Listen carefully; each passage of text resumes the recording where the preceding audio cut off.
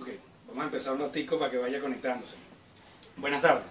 Entonces, la intención de nuestra reunión el día de hoy es tratar un tema de sumo interés, como lo es la mal llamada Asamblea Nacional Constituyente. ¿Y por qué les digo mal llamada Asamblea Constituyente? Porque una constitución no es lo que han tratado de vendernos y una Asamblea Nacional Constituyente no es verdaderamente lo que han tratado de vendernos.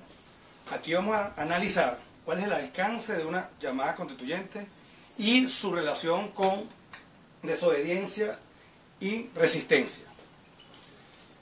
Empezamos entonces con unas imágenes. Yo creo que todos nosotros ya estamos familiarizados con imágenes como esta. Esta es la autopista en la avenida Francisco Fajardo, pero a lo mejor no entendemos cuál es esta que está aquí adelante, a la derecha, en blanco y negro, que es un dibujito. Ya lo vamos a entender. No es muy distinta. La siguiente, un grupo de gente en una barricada, guarimba, y vamos a hablar un poquito de eso. Y a la derecha tenemos otra. Tenemos Principal de las Mercedes, una barricada, otra foto, una barricada. Les adelanto un poquito, París, 1830. Puente del Rosal, las barricadas, personal de seguridad, en este caso los esbirros de la Guardia Nacional, igualmente París, 1830. Y estas dos fotografías más o menos ustedes la pueden entender. La bandera de Venezuela, una chica inspirada por el espíritu de la libertad, y esto es una sección de un famoso cuadro que se llama La libertad guiando al pueblo, de Eugene Delacroix, 1830. Venezuela es así, no tengo una bolita mágica, no la hay. Si quieren pueden llamar al señor de la colita, pueden ver el que habla, el que mueve las cartas, etc. Nadie tiene una bolita mágica, no sabemos qué va a pasar.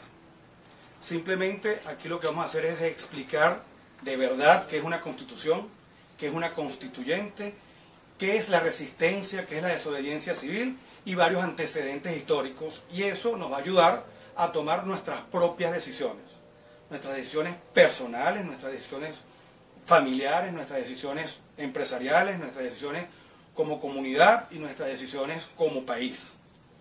Hay cosas, por supuesto, que cada quien las ve. Hay unos que han tomado la decisión de irse del país, hay otros que han tomado la decisión de quedarse aquí. Yo creo que no existe ni una sola persona en Venezuela que no tenga un allegado que se haya ido, que viva afuera. Son decisiones personales. El problema no es abandonar el país yéndose. Hay personas que estando aquí, que estaban llamadas a defender el país, y estando aquí presencialmente lo han abandonado. Y hay personas que estando afuera no han abandonado al país. Entonces son ya reflexiones que trascienden la parte jurídica.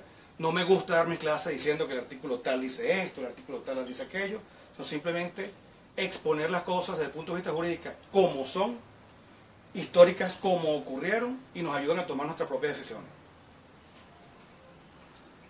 Vamos a picar esta exposición en tres partes. La primera es qué es una constitución, qué es el constitucionalismo y qué es el poder constituyente.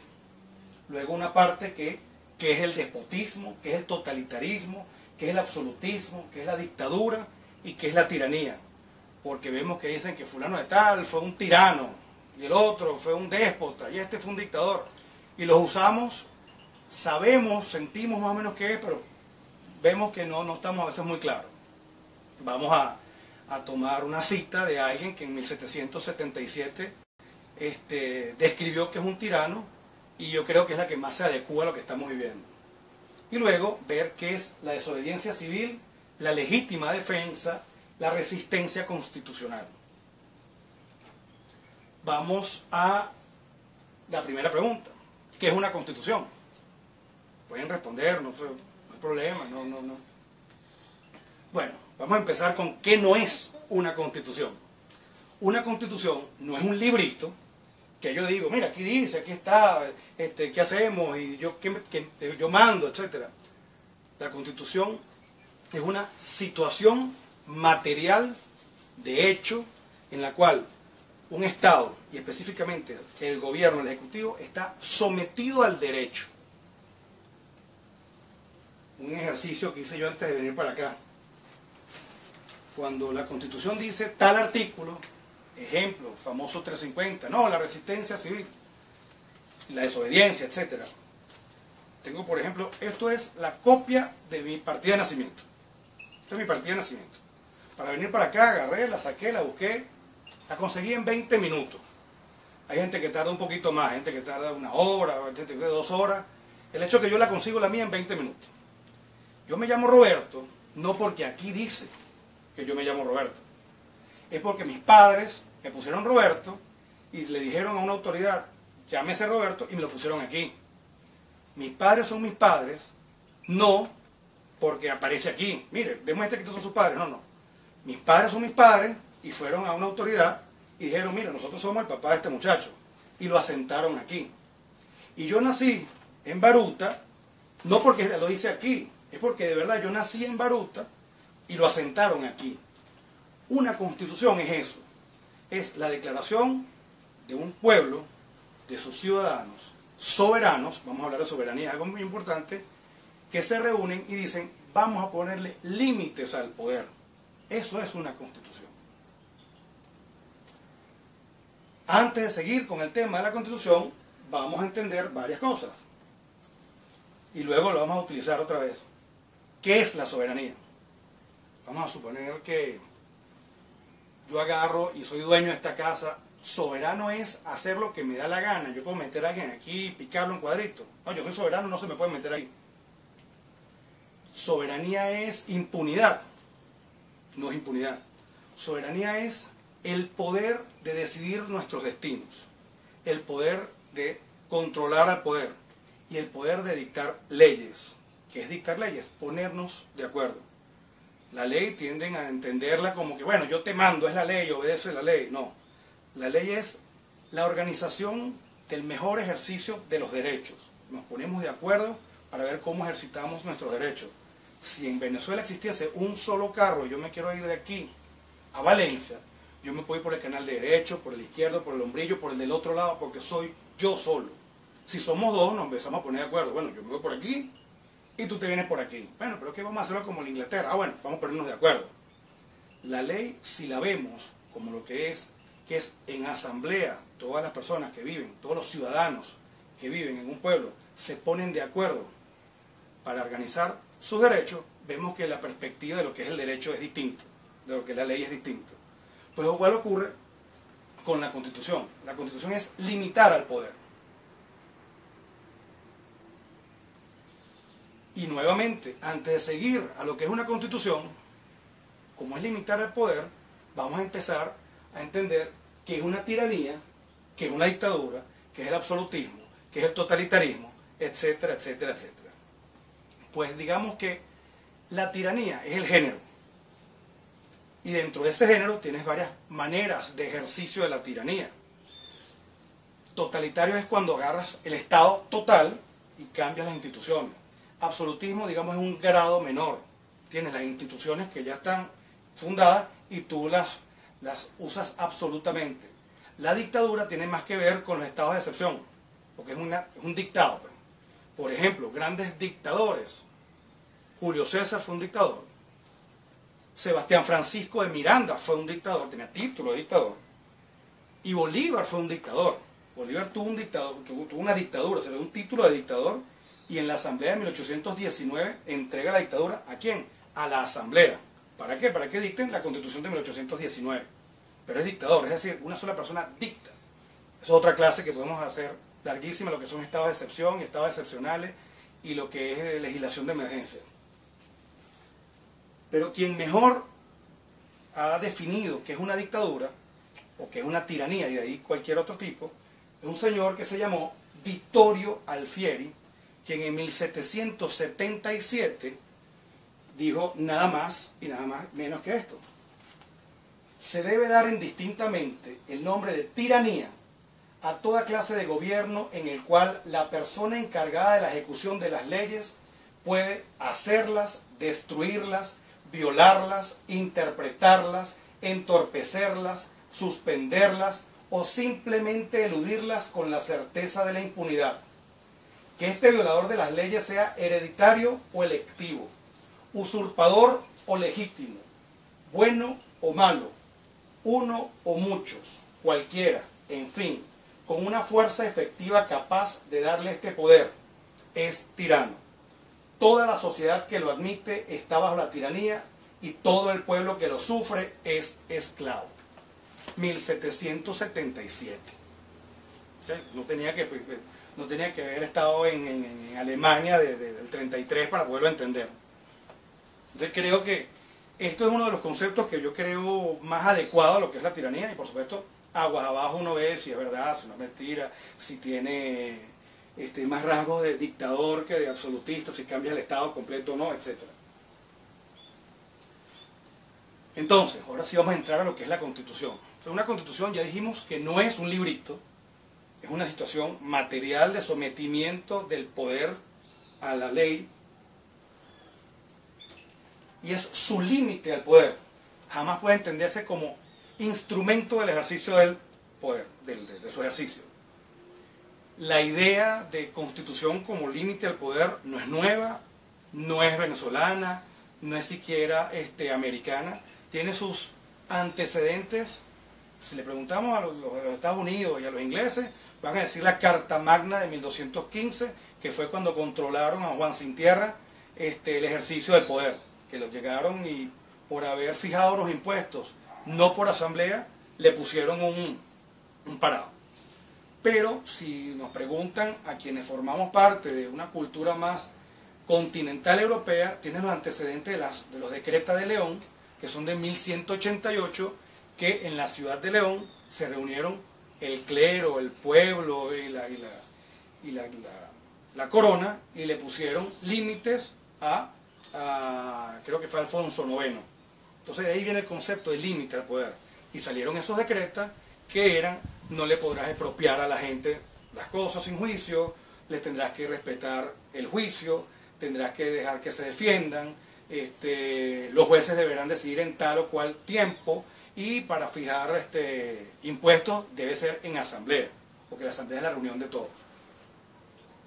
Entonces, desde que surge esa idea de constitución, las tiranías tratan de pervertir y secuestrar esas ideas, la idea de constitución. Entonces dice, bueno, yo soy un organismo constitucional, entonces lo sueltan.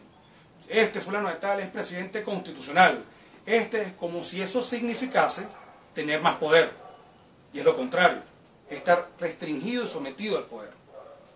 Pero es que no solamente tratan de pervertir lo que es la idea de constitución, tratan, e incluso materialmente lo hacen, pervierten la idea de lo que es una constituyente, el poder constituyente, incluso la paz, incluso Dios, incluso la verdad, y claro, el poder constituyente, que es el que hoy nos trae aquí a discutir. Todas las guerras de la historia se han hecho porque uno considera que es dueño de la verdad, que Dios está con él, que la Constitución está con él y que la paz la van a lograr así, la famosa paz romana.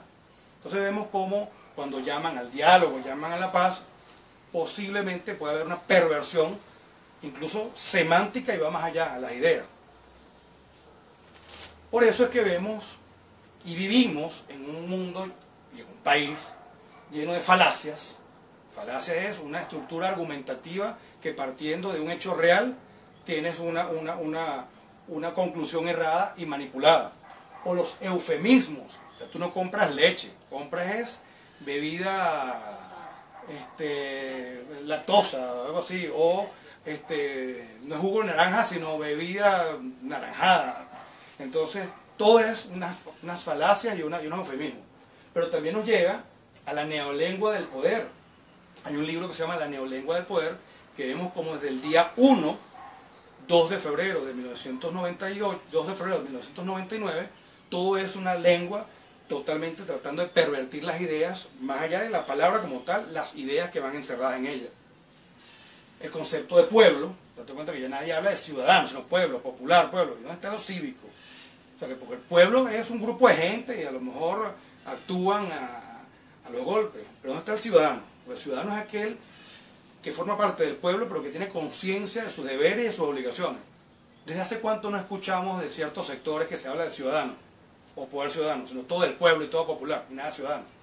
Eso es perversión. El chauvinismo famoso, bueno, este es el mejor país, nos vamos a rasgar las venas. El país puede ser malo, puede ser bueno, pero es nuestro país. Y en nosotros está tomar la decisión, si queremos irnos, si nos vamos, si nos quedamos, pero no podemos entrar tampoco en esa manipulación, porque no es ni patriotismo, sino que caeríamos en el patrioterismo. Y no estaríamos en una situación de venezolanidad, sino de venezolanaje. Entonces vemos cómo esa perversión nos lleva un poco más allá.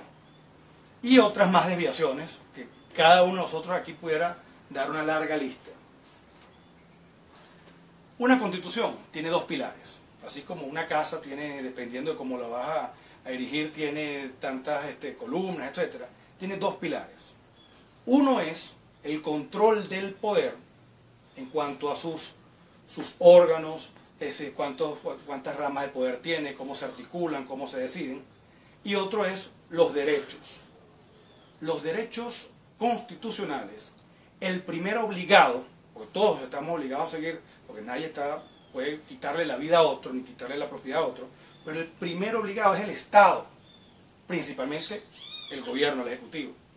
Entonces, esos dos pilares están, digamos, donde se para la Constitución. Uno tiene una interpretación restrictiva, es decir, que si tienes alguna duda, no se puede hacer, verbigracia. ¿Puede un alcalde dictar un código penal? No puede. ¿Por qué? Porque es el de poder legislativo a través de las discusiones, etc. Entonces, bueno, pero es que aquí no dice que no puedes hacerlo. Bueno, porque no tiene por qué decirlo. Entonces, la interpretación es restrictiva. Los órganos del poder público únicamente pueden hacer lo que expresamente y sin duda alguna lo dice la Constitución, porque si no, no es Constitución. Y los derechos son de interpretación progresiva. Bueno, yo tengo derecho a la vida. Bueno, aquí no dice que tú puedes hacer tal cosa. Bueno, si hay duda, sí lo puedo hacer. Ahora, también tienes un problema. ¿Qué pasa cuando el derecho social, a la educación o a la salud choca con el libre tránsito, con una barricada? Hay técnicas de interpretación constitucional cuando los distintos derechos en este pilar pueden chocar entre sí, igual como esto. Pero estamos hablando de que hay posgrados en interpretación constitucional. Entonces, nos podríamos quedar aquí un buen rato. Y de esos dos pilares sale una conclusión majestuosa que fue anotada, y tomen nota de esta fecha porque la vamos a utilizar más tarde a los fines de hablar de la resistencia, en 1789. ¿Qué pasó en 1789? Revolución Francesa. Y el artículo 2 de la Declaración de los Derechos del Hombre y del Ciudadano señala de que toda sociedad, todo Estado, que no tenga división de los poderes, entiéndase, control del poder, y garantía de los derechos, no tiene Constitución. Es decir, la Constitución no es un librito, es una situación material, real, de control del poder y de garantía de derechos. Estábamos previamente hablando de la propiedad. La propiedad no es simplemente tener algo, es que tengas garantía del derecho, incluso más allá de los que tienen. Aquellos que no tienen nada, que sepan que tienen derecho a acceder a una propiedad. Si no fuese así, tendríamos que los estados con más constituciones serían más democráticos y serían más constitucionales, o tuvieran más constitucionalismo. Resulta que en 216 años de vida republicana, o desde el momento que nos declaramos independientes frente al mundo, hemos tenido 26 constituciones. Somos el país con más constituciones en toda la vida. De los cuales, de esos 216 años, solo 40 hemos tenido una mediana democracia, porque tampoco fue pleno. A modo de comparación, Inglaterra no tiene constitución escrita, y sí tiene constitucionalismo. La reina no puede hacer lo que le da la gana. Por eso que tiene el parlamento, por eso tiene sus discusiones, para eso tiene un sistema de controles. Estados Unidos tiene una sola, la única que ha tenido desde 1776. Canadá 2, En Europa se han dictado 80 constituciones. En Asia, en África 91.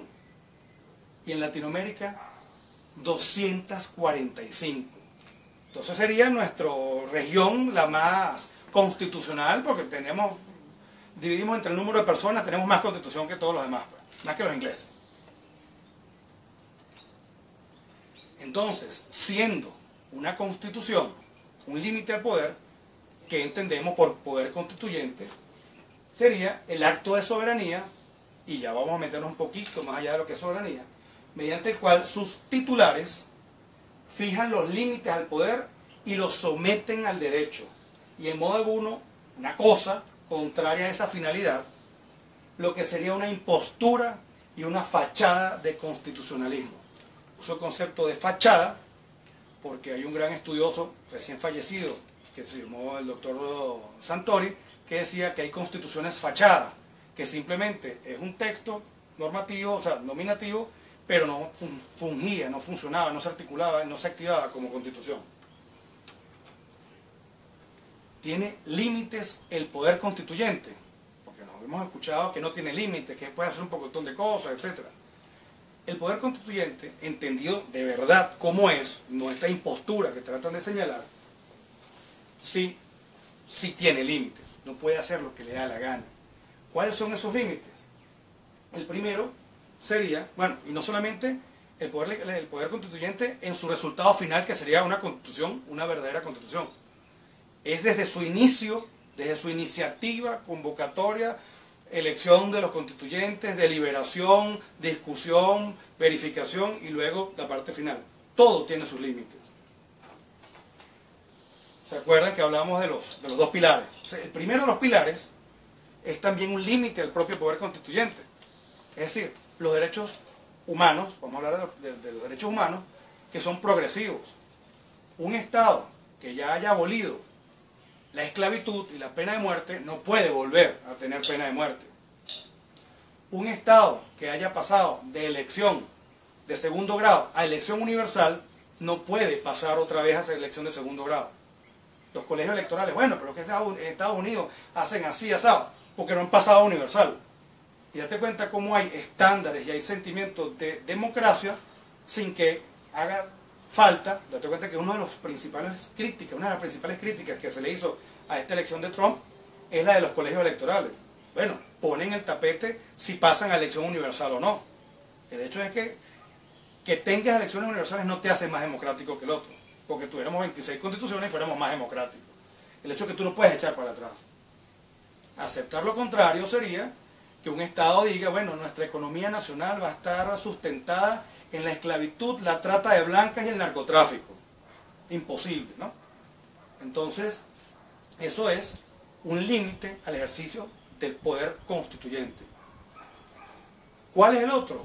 El principio de progresividad y de irrenunciabilidad de los valores democráticos, que a su vez muchos son derechos fundamentales de contenido político. Verbigracia, la participación universal mediante un referéndum consultivo, o en este caso sería convocatorio para una Asamblea Nacional Constituyente. Si se hizo en el 99, no podía hacer algo distinto para esta. Pretender hacerlo ya es una impostura, ya es una fachada, ya es una total aberración. Entonces tenemos que la pretendida mal llamada constituyente de 2017, más que una impostura y una desfachatez, es un nuevo instrumento del golpe de Estado de 1999. El golpe de Estado de 1999 podemos hablar muchísimo. Después hablamos de eso. Eso sería una gavilla nacional constituyente. ¿Qué es una gavilla? Un grupo de personas de dudosa reputación que se unen con fines ajenos e ilegítimos. Es nacional porque está en todos lados. ¿Y con qué finalidad? Con desconstitucionalizar el Estado. Es decir, sacar al gobierno y sacar el Estado del control al que debe estar y el de respeto a los Estados Unidos. Entonces, insisto, esto es un concepto propio, que es una gavilla nacional desconstitucionalizante y no una Asamblea Nacional Constituyente, asumiendo toda la responsabilidad de esto, ¿no? que está transmitiéndose en vivo, no sabemos cuántas personas están ahí. Vamos a pasar a lo que es el desconocimiento, la desobediencia legítima y la resistencia constitucional. ¿Se acuerdan de ese dibujito, verdad? Eugène Delacroix, el pueblo, la libertad guiando al pueblo. ¿Okay? Está en el Louvre. En algún momento van para el Louvre, lo buscan, luego de esto es otra visión lo que van a tener del mismo. Tan famoso es que lo tenemos, mira, dentro del contexto del Islam, lo tenemos en chino, lo tenemos en caricatura, la señora que rasgó una vez una pintura, lo tenemos también de caricaturas famosas francesas, de otro lado, hasta tenemos a Freddie Mercury con la bandera del orgullo gay. Es más, tan es así de importante esa pintura que la tenemos hasta en Lego. O sea, la tienes en Lego ahí. Algunas lecturas sobre lo que es resistencia constitucional, entre otras. Pudiéramos hablar de San Agustín, Santo Tomás de Aquino, Stephanus Junius Brutus, Johannes Altius, John Locke, Juan de Mariana, Lysander Spooner, Juan Germán Rocio, venezolano, vamos a hablar un poquito de Juan Germán Rocio, y Hermano Vitale, un libro muy reciente que traje yo en un viaje, que se llama Resistencia Constitucional, cómo enfrentarse al poder. Ahorita voy a poner un video, lo van a escuchar ahí, y yo descanso un ratico y venimos a ver. Vamos a ver si se oye. Una pequeña parte de este video que está aquí.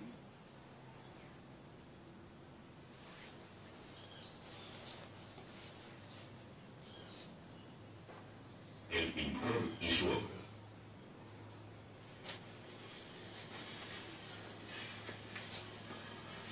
La barricada surge de la calle parisina. Es el primer gesto de una multitud enfurecida. Se levanta la calzada, se apilan los adoquines.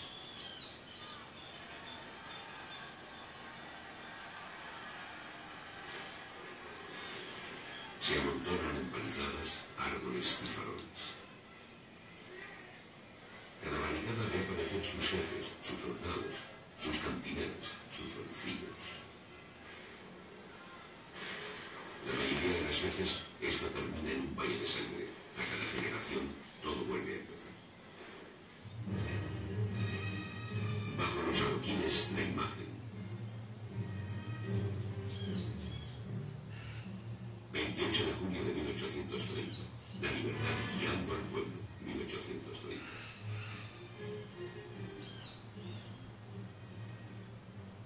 Eugène Delacroix. Charenton, 1798, París, 1863. Museo del Louvre, París.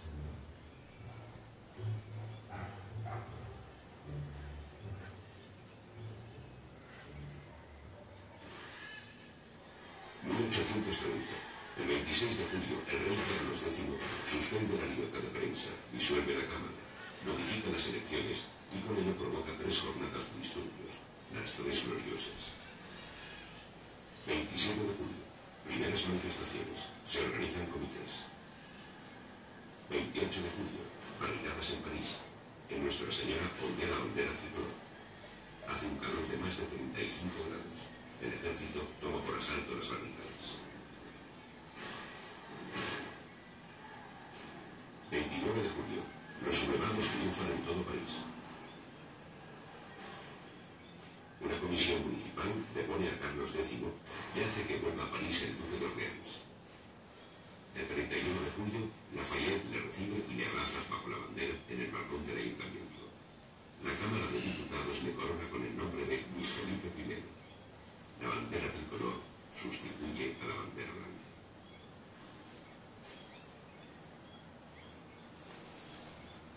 Bueno, de ahí en adelante viene la explicación del libro, del cuadro,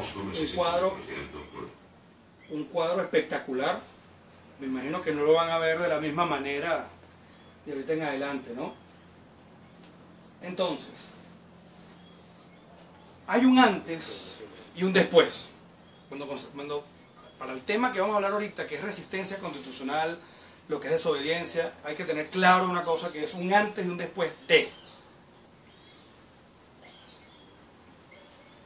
Una cosa es la soberanía, como se entendía antes de lo que vamos a hablar, y otra es después de. Y la soberanía popular. Antes y después de independencia de Estados Unidos de Norteamérica, 1776, y la Constitución de los Estados Unidos, 1787. Luego viene Revolución Francesa o revoluciones francesas, porque hubo distintas revoluciones. La de 1789, 1830, que es la que originó ese cuadro, que es distinta, 1848 y 1871.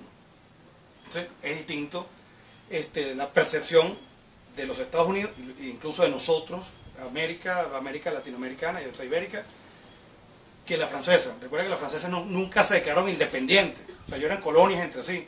Por eso que el concepto de declaración de independencia es muy nuestro y no de allá. Pero el de constitución sí, es limitar el poder. Independencia latinoamericana, que pudiéramos independencia de España, porque resulta que hemos sido esclavos de nuestros tiranos nacionales y no nuestros tiranos extranjeros. Y todavía seguimos siendo esclavos de nuestros tiranos nacionales. Pudiéramos decir que desde 1810, para tomar una fecha patria nosotros, seguir el ejemplo que Caracas dio, a pesar de que hay otros antecedentes. 1821 y 1824, que fue una de las últimas batallas, que fue la de Ayacucho. Y por supuesto, la independencia de Venezuela, de España, en 1821, que es con la batalla de Carabobo.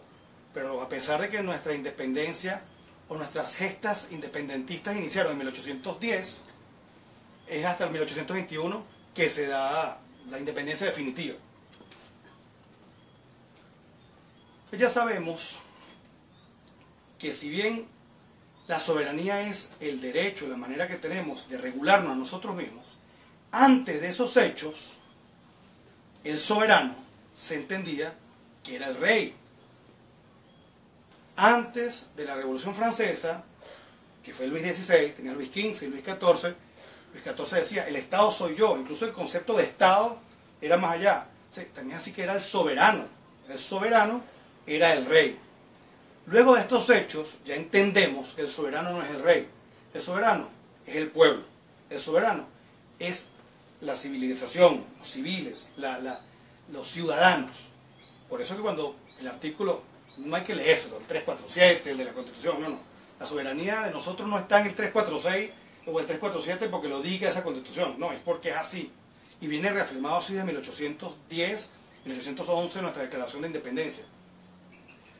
Pero tenemos que tener varios conceptos también claros ante de las próximas ideas, que son el de gradualidad y proporcionalidad. Porque vamos a ver que tú te resistes en proporción a la agresión o la ilegitimidad, y también depende del grado. Veamos. Un primer concepto de defensa. Defensa legítima, legítima defensa. Viene alguien armado o alguien a robarte, entonces tú agarras un palo y te defiendes. O sea, tú le estás causando un daño a esa persona porque le causaste una herida. Pero el Código Penal te dice, bueno, tú estás defendiéndote legítimamente. El Código Penal te protege. Entonces es una defensa. Vamos a un grado más allá. El desconocimiento. Mira, llega una institución y dicta algo, bueno, yo lo desconozco. Llega y te ponen una multa, bueno, yo la desconozco, pero bueno, no va más allá. Entonces viene otro grado mayor. Si la multa es de verdad, bueno, la pagarás y te ejecutarán, pero no es. Entonces tú recurrirás, dirás que es ilegal, que es inconstitucional, etc. Entonces el desconocimiento, sí, mayor cosa. Un grado superior, la desobediencia, y siempre legítimo, porque vamos a poner que tú te defiendes a la agresión ilegítima, desconoces el acto ilegítimo y desobedeces a la autoridad o a la imposición ilegítima. Y la resistencia, también a la resistencia al mandato o al daño ilegítimo. Pero entonces esa resistencia, cuando lo llevas al nivel máximo, es la resistencia constitucional. ¿Qué es la resistencia constitucional? Llevar a todos esos actos que son contrarios a lo que debe ser una constitución, que es una constitución, el sometimiento del poder al Estado de Derecho, a llevarlo ahí. Eso es lo que dice el famoso 333 y 350, que lo puedes borrar, lo puedes tipear, lo puedes poner en Arial 2 o lo puedes poner en Arial 20. Lo puedes arrancar. Yo puedo quemar mi partida de nacimiento o sacarme una nueva, pero yo me llamo igual y mis padres son los mismos y yo nací allí. Entonces, no entender que eso es una constitución y no entender lo que es una constituyente, te da a entender que tú puedes resistirte a ello. Viene el problema grave. ¿A quién o qué se desconoce y se resiste? ¿Quién es el que desconoce y quién es el que resiste? ¿Cómo se desconoce y cómo se resiste? ¿Y hasta dónde se desconoce y hasta dónde se resiste? ¿Se acuerda que hablamos en la parte de la soberanía? Hay casos incluso antecedentes en Roma y en Grecia, incluso en Grecia y en Roma, en los cuales resistirse a la ilegitimidad se hacía muy sencillo. Como la soberanía estaba en una persona, eliminabas a la persona y ya. Verbo y gracia, lo que le pasó a César. Llegó Brutus y lo mató. O lo que le pasó a Lucio Sergio Catilina, que Cicerón lo impone en el Senado y luego lo matan. Entonces está tratando de usurpar la soberanía. Eso es en un concepto, en un contexto en el cual se pensaba y se creía que la soberanía estaba en una persona que aducía tal o cual cosa. Vamos a... En el caso de la Edad Media, tenemos que en 1589 Enrique III de Francia es asesinado por Fray Jacobo Clemente. ¿Qué significa eso? Que este fray que estaba aquí, que es un religioso, entendía que este rey estaba de manera ilegítima y entonces lo asesinó. En esa época se entendía la idea del tiranicidio, ponía fin a las cosas, y el tiranicidio se ha escrito muchísimo. Tan es así que hasta Santo Tomás de Aquino decía que era más que un derecho, era una obligación cristiana, pues deshacerse del tirano. Por supuesto, eso era hasta el momento en el cual se entendía que la soberanía residía en una persona específica, y siendo esa persona específica, eliminarla solucionaba el problema. Ya sabemos que no. Entonces, antes de cómo funcionaban las cosas, antes de, si era imaginémonos el rey era ilegítimo porque no le tocaba ser rey. Entonces, cualquier persona, investida o poder o no, tenía la obligación de asesinar al rey. Un tiranicidio, porque era el tirano. Resulta que sí era legítimamente el tirano, pero el rey, pero en su ejecución se desvió. Entonces decía, no puede cualquier persona desconocerlo. ¿Quién lo desconoce? Los otros órganos. Porque fue en ejecución. Tenías que hacerle, mira, verificar si de verdad cumplió o no cumplió con sus obligaciones, etc. ¿Cómo se resistía? Ya vemos, en uno pensaban que era matándolo. Y en el otro, bueno, era metiéndolo preso, etc. A la persona. Porque ahí ya desmontabas todo y venía otra persona que era legítima. ¿Qué pasaba? Bueno, también era el límite. ¿Cuál era el límite? Bueno, el fin físico de la persona acababa con esa tiranía y venía otro que consideraban que era ungido de Dios y ahí seguía. Cuando ya entendemos que la soberanía no es de una persona, sino que es del pueblo, y el pueblo somos todos, y sabemos que no podemos, entre todos, por más que seamos unánimes, volver a la edad de piedra en cuanto a la pena de muerte o a la esclavitud, ya el tipo de desconocimiento es otro. Ejemplos: independencia de India, 1819, Gandhi ni siquiera le pasó por la mente, bueno, matar a la reina de Inglaterra, pues, al monarca inglés. O sea, de ahí viene el concepto de resistencia pacífica, porque los actos, o sea, tú no atacas a la persona porque ya sabemos que esa persona no encarna la soberanía, se encarna a la actuación. Por eso es que también vemos que hay una evolución a la resistencia no armada, a la resistencia pacífica, pero también tiene sus límites que se va en cuanto a la gradualidad y a la proporcionalidad. Tú no puedes meter dibujitos y carticas a quien esté echando cañonazos. Entonces volvemos a que cada situación histórica obedece a otra cosa. Hay que verle la cara a lo que era India frente al Reino Unido en 1819. O sea, incluso es durante la Primera Guerra. O sea, estamos hablando de que fue entre la Primera y la Segunda Guerra. Los derechos civiles en los Estados Unidos. Martin Luther King. Ejemplos de resistencia pacífica o resistencia no violenta. Resistencia no necesariamente tiene que ser pasiva, puede ser activa. Ahora, ¿cuál es el nivel de la actividad? Dependerá en la proporción y el grado de la agresión. Francia, 1968. El presidente, el general Charles de Gaulle, no se le puede negar jamás su participación en la liberación de Francia del nacionalsocialismo, pues de los nazis. Pero resulta que el poder es muy sabroso, el poder siempre quiere quedarse ahí, por eso es que el hecho de la alternabilidad es algo que no está jalado por los cabellos, y no es nuevo, eso viene incluso del 461 a.C., otra clase.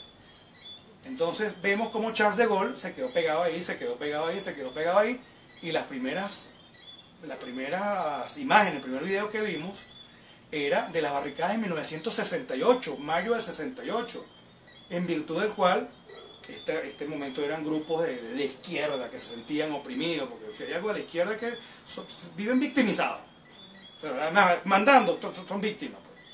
Entonces, resulta que efectos de la Revolución de Mayo del 68, Charles de Gaulle deja el poder. Sudáfrica, 1980, Europa del Este.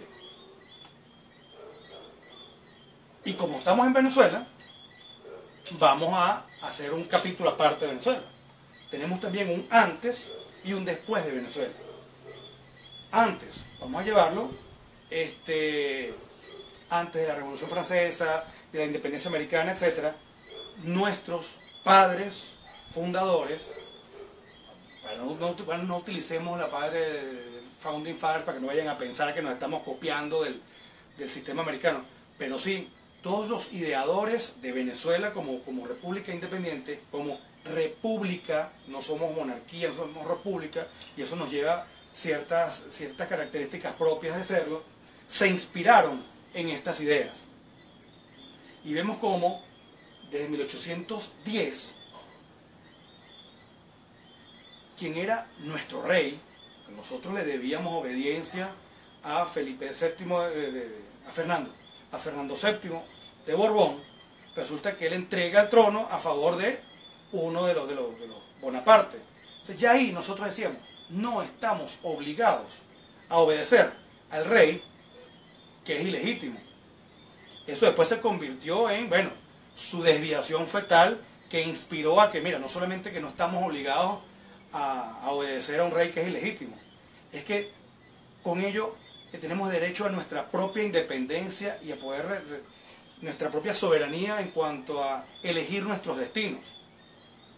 Y surge un señor poco conocido que se llama Juan Germán Rocio. Juan Germán Rocio, redactor del Acta de Independencia, redactor y de nuestro texto constitucional de 1811, el primero de esta colección de constituciones que tenemos.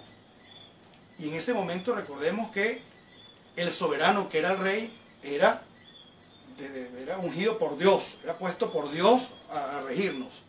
O sea, pelear contra el rey no era pelear contra el rey, era pelear contra Dios. Y hay que ver cómo desarrollar una argumentación tal que tú puedes decir mira, es que ese rey, por más que venga de Dios, se desvió de la naturaleza de su función. Y eso hace que se rompa el pacto social. Porque si nosotros estamos sometidos a una sociedad, es porque el Estado y el gobierno también lo está. Y si el Estado y el gobierno no lo están, a nosotros nos asiste el derecho a rebelarnos y gradualmente de desconocer y gradualmente de rechazar y de resistirnos. ¿Hasta qué momento? Hasta llevarlo a su cauce. Porque uno de los grandes problemas que hay con la resistencia es que quien resiste luego se quiere quedar allí. Entonces una sustitución del tirano. Verbigracia, Fidel Castro Ruz, Verbigracia, Marco Evangelista Pérez Jiménez, Verbigracia, Augusto Pinochet. ¿Sí? Ellos chocaron, pero se quedó. Se quedó. O sea, estamos hablando de que, o sea, tú tienes una resistencia, compártela o no, estamos hablando de la parte de teoría. Tú puedes compartirla o no, si es de derecha, si es de izquierda, si es de un grupo, si es de otro. ¿El límite cuál es?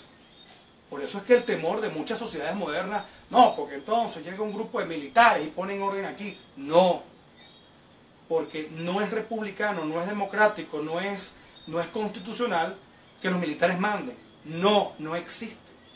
Y no es de ahorita. Estamos hablando de la época de Grecia y de Roma. Se entiende de que la autoridad militar debe estar total y absolutamente sometida a la autoridad civil. No porque lo diga yo, no porque lo diga la de esta, porque vemos cómo se desconstitucionalizó la idea de Venezuela. Entonces, ¿qué hacer? Hoy, junio 2017, en Caracas. Defender la Constitución, defender el Estado de Derecho, defender la propiedad, defender la vida, defender a nuestra familia y defender a nuestro futuro. ¿Cómo lo hacemos? Desconociendo a la tiranía, al tirano y a los tiranos, sus actos, sus despóticas pretensiones, manteniéndonos en la calle y desconstruyendo la impostura. Muchísimas gracias.